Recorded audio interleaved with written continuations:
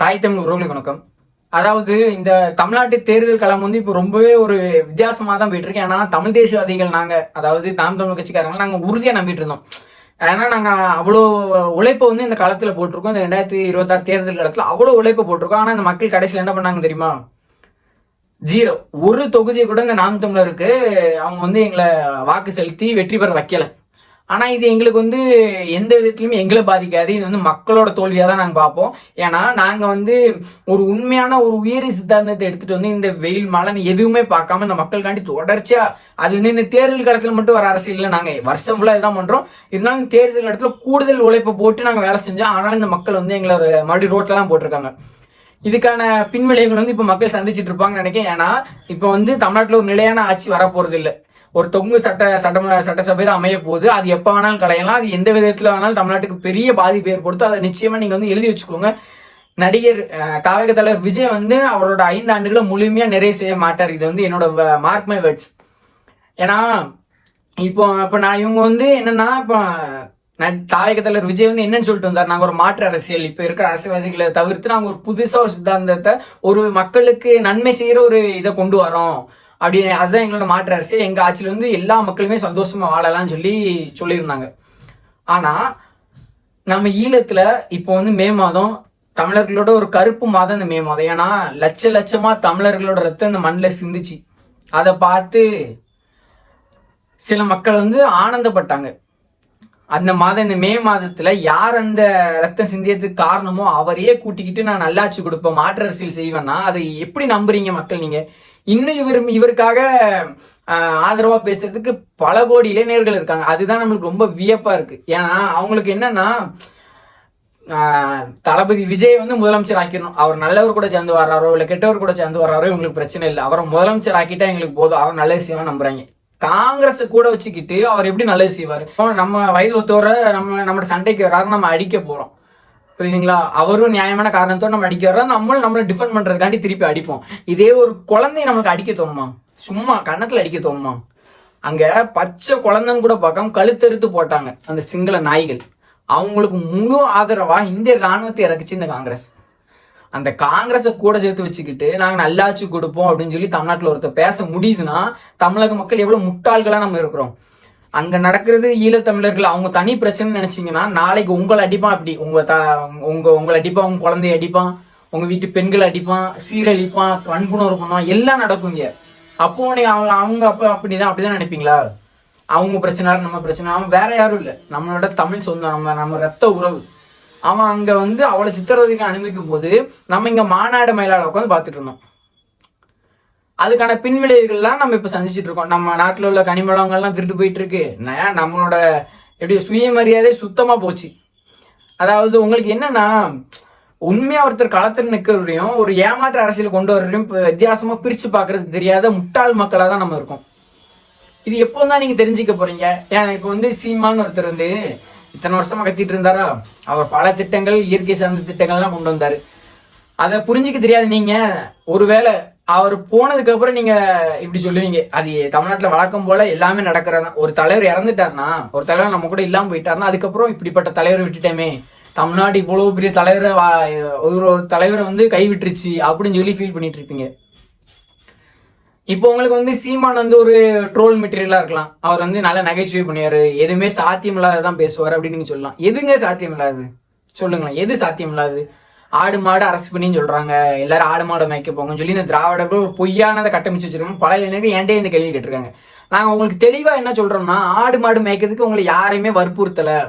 நீங்க படிச்சு நல்ல வேலைக்கு போறீங்களா, சிவில் சர்வீஸ் போறீங்களா, தாராளமா நீங்க பண்ணுங்க. ஒரு படிக்காத ஒருத்தர் இருக்காருன்னா அவருக்கான வேலையும் அந்த இடத்துல இருக்கு. ஆடு மாடு மேய்க்கிறதுனா குச்சி வச்சுக்கிட்டு சாப்பாடு சட்டியை தூக்கிக்கிட்டு போறது இல்லை. ஒரு பெரிய 200-300 ஏக்கர்ல ஃபென்சிங் போட்டுருவோம். அந்த ஃபென்சிங்குள்ள மாடுகள் மேய்ஞ்சிட்டு இருக்கும். இங்க ஒருத்தர் கண்ட்ரோல் ரூம் மாதிரி ஒரு இடத்துல உட்காந்து ஃபுல்லா சிசிடிவி கண்காணிப்புல அந்த மாடுகள் இருக்கும். அவர் உட்காந்து பார்த்துட்டு இருப்பார். சப்போஸ் ஏதோ ஒரு மாடு வந்து ஃபென்சிங் தாண்ட ட்ரை பண்ணிட்டு இருக்குன்னா, இங்க இருந்து ஆளை அனுப்பி அந்த மாடை திசை திருப்பி விடுவாங்க. இதுதான் ஆடு மாடு மேய்க்கிற நம்மளோட மாடர்ன் டெக்னாலஜி.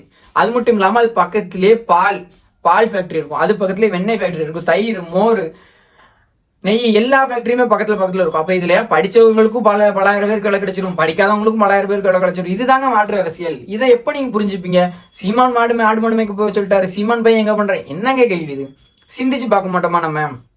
இப்போ என்னால் நல்லா படிக்க முடியுது, நான் படிச்சு அடுத்த கட்டத்துக்கு ஒரு பெரிய சிவில் சர்வீஸோ இல்லை ஏதோ ஒரு அரசு வேலைக்கோ போயிடுவேன், இல்லை பெரிய பிரைவேட் கம்பெனில கூட சேர்ந்துருவேன். இப்போ ஒருத்தரால் படிக்க முடியல, அவர் வந்து விளையாட்டுத்துறையில தான் சிறந்திருக்காரு. அவருக்கு அப்போ விளையாட்டுத்துறையில அவர் இந்த இப்போ ஓடுதல் வேகம் ஓடுறாரா, அவர் நாங்கள் நல்ல திறமை வாய்ந்த பயிற்சியாளர்களை வச்சு இன்னும் மேம்படுத்தி அவர் வந்து பெரிய லெவலுக்கு நாங்கள் அனுப்புவோம். இப்போ ஒருத்தருக்கு வந்து எந்த திறமையுமே இல்லையா, எதுவுமே படிக்க வரல, எதுவுமே பண்ண வரல, அவருக்கு அதுக்கு ஏத்தாப்புல வேலை, எல்லாருக்குமே அவரவர் இருப்பிடத்திலேயே அரசு வேலையை கொடுக்குறோம்னு சொல்றோம். இது எப்படிங்க சாத்தியம் இல்லாத வாங்கும்? சரி, அப்படி சாத்தியம் இல்லைன்னு சொல்றாங்களா, அவங்களும் அதுக்கான காரணத்தை சொல்லணும்ல. நாங்கள் சொல்றது சாத்தியம் இல்லை, அப்ப அவங்களுக்கு அதுக்கான காரணத்தை சொல்லிட்டு அவங்க எல்லாரும் வேலையை கொடுத்தாங்களா நீங்க யாராவது திருப்பி கேட்டிருக்கீங்களா? அவங்க அந்த மாதிரி வேலை யாருமே கொடுக்காதனால பல லட்சம் இளைஞர்கள் வந்து இங்க வந்து வேலை இல்லாம சுத்திட்டு இருக்காங்க, வேலையை தேடி சுத்தி அலைஞ்சிட்டு இருக்காங்க. அப்போ அவங்க இத்தனை ஆண்டுகளமா ஆட்சி செஞ்சு என்னத்தை கிழிச்சாங்க? அதை மக்கள் நீங்க கேட்குறீங்க, அதை கேட்க மாட்டீங்க. எங்கிட்ட மட்டும் வந்து நீங்க சாத்தியம் இல்லாத பேசுறீங்க, சாத்தியம் இல்லாத எப்படி இதெல்லாம் எப்படி பண்ணீங்கன்னு எங்கிட்ட கேட்குறீங்க. அதே கேள்வி அவங்ககிட்ட கேட்டிருந்தீங்கன்னா அவங்க எப்போ உங்களை ஏமாத்திட்டு இருக்காங்கன்னு உங்களுக்கு தெரிய வந்திருக்கும். அவங்க அந்த கேள்விகள் கேட்க விடாம தான் அவங்களுக்கு மறுபடியும் மட்டம் தட்டி தமிழர்கள் வந்து முட்டாளா ஆக்கிட்டு இருக்காங்க இந்த திராவிடர்கள். இதை தமிழ் சமூகம் எப்போதான் புரிஞ்சுக்க போதோ தெரியல. இப்போ எனக்கு வந்து வயசு 21 தான் ஆகுது. நான் வந்து என்னை பொறுத்த வரைக்கும் இந்த அரசியல் நான் இப்பதான் ஒரு 3-4 வருஷமா தான் இருக்கேன். நான் இந்த அரசியல புதுசு தான், சின்ன பையன் தான். எனக்கே இவ்வளவு புரிதல் வருது. நான் ஏன் இப்ப இங்க இருந்து இப்போ உங்கள்கிட்ட பேசிட்டு இருக்கேன். இப்போ வந்து எனக்கு இந்த யூடியூப்ல வீடியோ போடுறதோ இந்த ரீல்ஸ் போடுறதுனாலே 1 பைசாவுக்கு பிரயோஜனம் இல்லை. எனக்கு 1 ரூபா கூட அதுல இருந்து ரெவன்யூ வரல. அப்போ நான் ஏன் இதை பேசிட்டு இருக்கேன்? சரி சார், நம்ம பேசி அதுல இருந்து ஒரு 2 பேர் இதுல வந்து விழிப்புணர்வு அடைஞ்சு நம்ம கிட்ட வந்துட்டாங்க, இந்த தமிழ் தேசியத்தை ஏத்துக்கிட்டு வந்துட்டாங்கன்னா அதுதான் என்னோட உண்மையான வெற்றி. அதுக்காக தான் நம்ம பேசிட்டு இருக்கோம், போராடிட்டு இருக்கோம். ஆனா நம்மள வந்து ஈஸியா கலாய்ச்சிட்டு போயிடுவாங்க. சாத்தியம் இல்லாத பேசிட்டு இருக்கான், இவன் பேசி ஏன் கேட்கணும், சீமான்லாம் நல்லா நகைச்சுவையா பேசுவாரு, மாத்தி பேசுவாரு அப்படிம்பாங்க. அதாவது தமிழ் தேசியத்துக்காண்டி பல பேர் உயிரை கொடுத்துருக்காங்க, இன்னும் உயிரை கொடுத்து போராடிட்டு இருக்காங்க. நாங்களும் என்ன பண்றோம்னா, இளைஞர்கள் எங்களால முடிஞ்ச அளவுக்கான இதை வந்து நாங்க இப்போ இந்த களத்துல போட்டுட்டு இருக்கோம். எங்களோட சிந்தனைகள், எங்களுக்கு சிந்தனை, நாங்க வந்து எல்லாருக்கும் அறிவுரை சொல்ற அளவுக்கு நாங்க பெரிய ஆளும் இல்லை. ஏதோ எனக்கு தெரிஞ்சதை நான் ஒரு 4 பேர்கிட்ட சொல்றேன். அதன் மூலியமா ஒரு 4 பேர் அதுல தெளிஞ்சாங்கன்னா எனக்கு அது பெரிய வெற்றி தானே. அதனால தமிழ் தேசியங்கிறது தமிழ்நாட்டுக்கு ரொம்பவே முக்கியம். இந்த நடிகரை இது பண்ணிட்டு இப்போ 108 தொகுதி அவரை ஜெயிக்க வச்சிருக்கீங்க. அவர் அப்படியே கொண்டு போய் அது காங்கிரஸோட கூட்டணி வைக்கிறார். இது உங்களோட மனநிலைமை என்ன சொல்லுங்க?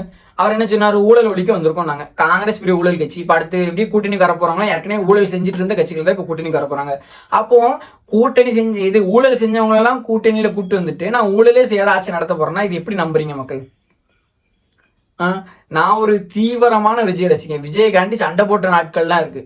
ஆனா எனக்கு தெரியுது சினிமால நம்ம விஜய் வந்து எவ்வளவு நாள் நான் இப்போ சொல்றேன், சினிமால வந்து விஜய் ஆனாலும் தப்பா வச்சுனா எனக்கு கோவம் வரும். நான் சண்டைக்கு போவேன், என்ன எங்க தளபதியை விட பெரிய நடிகரா அப்படின்னு சொல்லி நான் சண்டைக்கு போயிருப்பேன். ஆனா அவரை வந்து சினிமாவோட வச்சுக்கணும். அரசியல்ல சரி அவர் அரசியலுக்கு வர்றாரா, யாரும் வர வேண்டாம்னு சொல்லல. அரசியல் அவரோட பார்வைகள் என்ன, அவரோட நிலைப்பாடுகள் என்னன்றப்பதான் எனக்கு அவர் மேல வெறுப்பு வர ஆரம்பிக்கு அரசியல்ல. அப்போ இவர் அரசியலுக்கு வந்து இவர் தகுதியான ஆள் இல்லை, இவர் வந்து நம்மளை ஆளக்கூடிய தகுதியான ஆள் இல்லைன்னு தெரிஞ்சதுக்கு அப்புறம் தான் நம்ம அவரை எதிர்க்கிறோம். இந்த புரிதல் வந்து நிறைய பேருக்கு வர மாட்டேங்கி. இவர் தான் மாற்று அரசியல் கொண்டு வந்திருக்காரு, இவர் தான் மாற்றுன்னு சொல்ற இவங்க எதுக்காண்டி இவர் மாற்றுன்னு சொல்லுதுன்னு கேட்டா, இதுல அந்த ஓட்டு போட்டிருக்காங்கல்ல, எவ்வளவு 1,70,00,000 மேல ஓட்டு போட்டிருக்காங்க. அதுல வந்து 1 கோடி குறைஞ்சது 1,25,00,000 பேருக்கு அது பதில் தெரியாது. விஜய் பிடிக்கும், நான் ஓட்டு போட்டேன், எங்க தளபதியை நாங்க சிஎம் ஆக்கணும், இதுதான் இவங்களோட பதிலா இருக்குமே தவிர வேற எந்த காரணமும் இந்த எப்படி சொல்ல சித்தாந்த ரீதியாவோ இல்ல அரசியல் ரீதியா அந்த மாதிரி எந்த காரணமும் இருக்காது. விஜய் பிடிக்கும், அதனால நான் வாக்கு செலுத்தினேன், அவரை ஜெயிக்க வச்சு நான் முதலமைச்சர் ஆக்கி திமுக என்ன பண்ணுச்சோ அதிமுக என்ன பண்ணுச்சோ அதே தான் இந்த தாவைக்காவும் பண்ணும். நான் அடிச்சு சொல்றேன், விஜயால 5 வருஷம் அவரோட 5 வருஷம் ஆட்சியை நிறைவு செய்யவே முடியாது. நீங்க ஆனா எழுதி வச்சுக்கோங்க, விஜயால அவரோட 5 வருஷம் ஆட்சியை நிறைவு செய்ய முடியாது.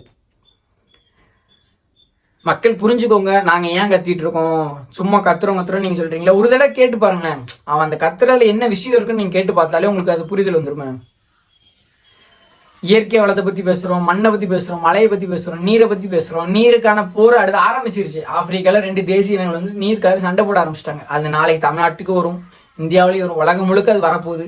அதுக்கான முன்னெச்சரிக்கையாக தான் நாம் தமிழ் கட்சி தொடர்ந்து அந்த காலத்துல பேசிட்டே இருக்கும். ஆனா அதை நீங்க புரிஞ்சுக்காம மீண்டும் எங்களை தோக்கடிக்கிறதா நினைச்சு நீங்க தான் தோத்துக்கிட்டே இருக்கீங்க.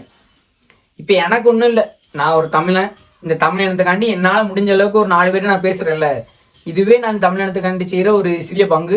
அதுவே எப்படி சொல்ல, என்னோட இறப்புக்கு அப்புறம் நான் எந்தவித வருந்தலும் இல்லாம இருப்பேன். புரியுதுங்களா?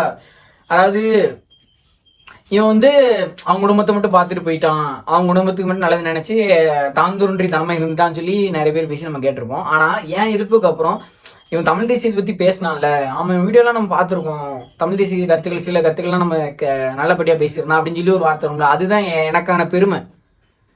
அதுக்காண்டி தான் இந்த காலத்துல உட்காந்து மக்கள்கிட்ட பேசிட்டு இருக்கோம். நம்ம பிறந்த இனத்துக்காண்டி ஏதாச்சும் ஒண்ணு செஞ்சே ஆகணும். ஏன்னா நம்ம அந்த பிறந்த இனத்துக்கு நம்ம எதுவுமே செய்யலாட்டி நம்ம பிறந்ததே வேஸ்ட்டு. அதனால மக்கள் புரிஞ்சுக்கோங்க, எங்களோட அரசியல் என்னன்னு தெரிஞ்சு அது உங்களுக்கு உண்மையாவே அது பயனளிக்கும் அப்படின்னு என்னைக்கு தோணுதோ அன்னைக்கு நீங்க எங்களுக்கு வாக்கு செலுத்தினா போதும். ஏன்னா சும்மா வந்து போடுற வாக்கு எங்களுக்கு வேண்டாம். நாங்க சொல்ற சித்தாந்தம் உங்களுக்கு பிடிச்சிருச்சா, நாங்க சொல்றது உங்களுக்கு புரிதல் ஏற்படுத்துதா, அப்போ எங்களுக்கு வாக்கு செலுத்துங்க. அதுதான் எங்களுக்கு உண்மையான வெற்றி.